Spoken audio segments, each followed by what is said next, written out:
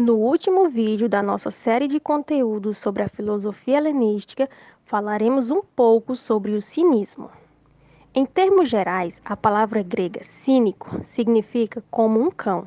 Em razão disso, essa corrente faz referência àqueles filósofos que se propuseram a viver como cães da cidade, sem qualquer conforto ou propriedade. Antístenes, o fundador do cinismo, levou ao extremo a tese socrática de desprezar todos os bens materiais. Mas, como Aristóteles elencou certa vez, o verdadeiro discípulo é aquele que supera o mestre.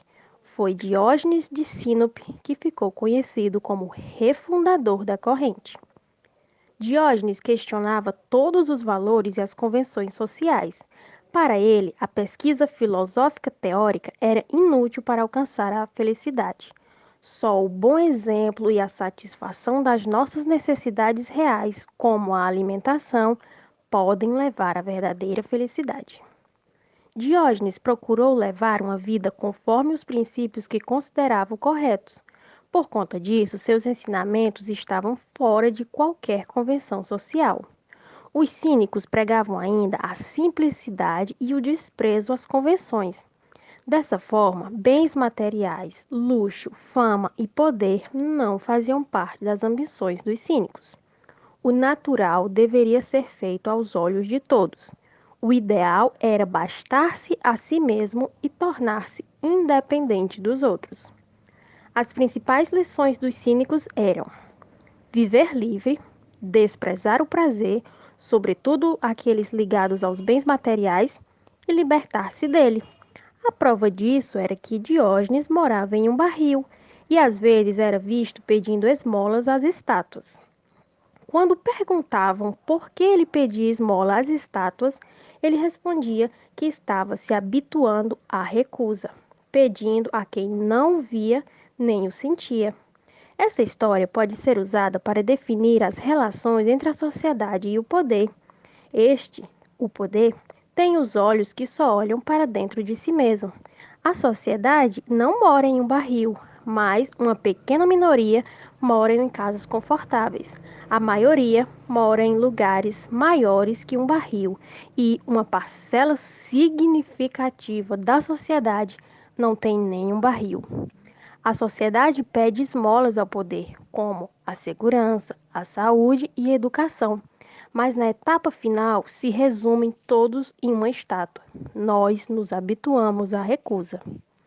Outro hábito curioso de Diógenes era andar durante o dia com uma lanterna na mão, interpelando a todos, procurando por homens honestos que vivessem felizes conforme a sua verdadeira natureza. Mas e aí? A lanterna de Diógenes iluminaria você? Outra história famosa de Diógenes é que certa vez Alexandre Magno foi ao seu encontro e perguntou-lhe se havia algo que ele, como imperador, poderia fazer em seu benefício. E Diógenes respondeu prontamente: sim, pode sair da frente do meu sol. Diz a lenda que Alexandre ficou impressionado com o desprezo de Diógenes pelos bens materiais e teria comentado: se eu não fosse Alexandre, queria ser Diógenes. Após as explicações sobre as principais correntes do pensamento helenístico, cabe refletir sobre o que essas correntes têm a nos ensinar, principalmente em tempos difíceis marcados por grande instabilidade emocional, psicológica e financeira, e ainda por reflexões acerca da liberdade individual refletida nas ações coletivas e no bem-estar de todos.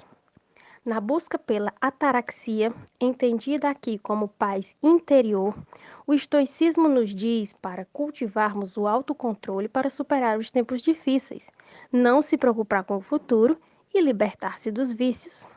O epicurismo nos aconselha a não temer a morte e para desprender-se dos prazeres não naturais e não necessários, como a riqueza e o luxo. O ceticismo, por sua vez, nos ensina a não agitar-se por acontecimentos e não expressar julgamentos definitivos, já que as coisas são pura aparência. Por fim, o cinismo aconselha a desprezar os bens materiais e ser um bom exemplo, mas lembre-se, o importante é ser e não parecer um bom exemplo.